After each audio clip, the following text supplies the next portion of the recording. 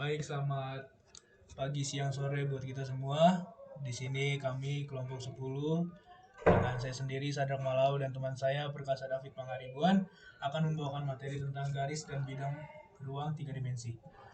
Jadi dimensi tiga itu terbentuk dari tiga elemen yaitu titik, garis, dan bidang.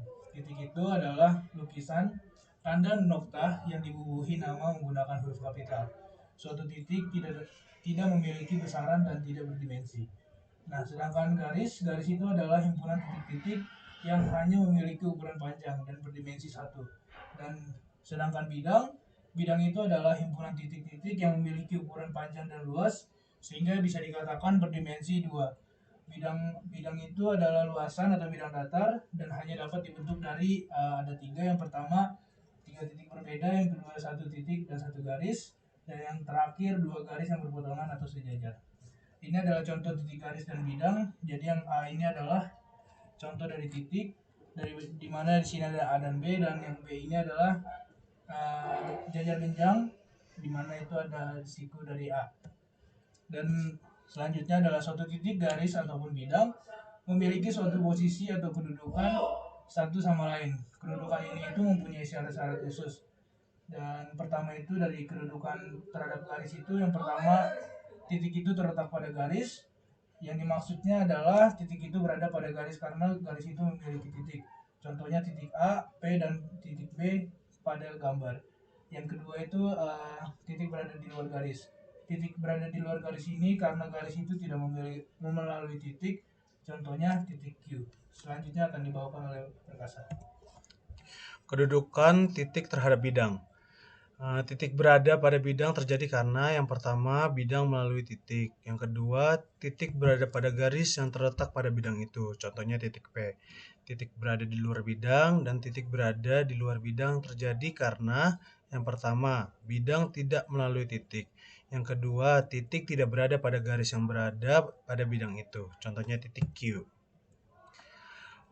Proyeksi titik dan garis pada bidang. Proyeksi adalah proses penjatuhan atau pemindahan titik dan garis pada suatu bidang. Proyeksi dapat disebut juga dengan pencerminan. Proyeksi dilakukan dengan cara menjatuhkan titik atau titik tersebut pada garis tegak lurus terhadap bidang dan biasanya dilambangkan dengan tanda aksen atau tanda kutip. Kutip 1. Berikut di bawah ini adalah bentuk-bentuk proyeksi titik atau garis ke suatu bidang. Ini contoh gambar pertama. Nah, untuk sudut antara garis dan bidang. Sudut adalah kemiringan yang dihasilkan antara garis dengan garis atau garis dengan bidang.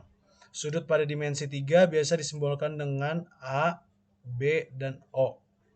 Jika garis B tidak tegak lurus pada A, maka sudut antara garis B dan bidang A adalah sudut lancip yang dibentuk oleh garis G dan proyeksi garis G pada bidang A. Yang pertama, jika garis B tegak lurus pada bidang A, maka sudut antara garis B dan bidang A adalah 90 derajat.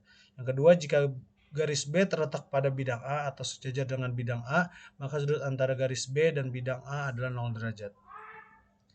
Sudut antara dua bidang.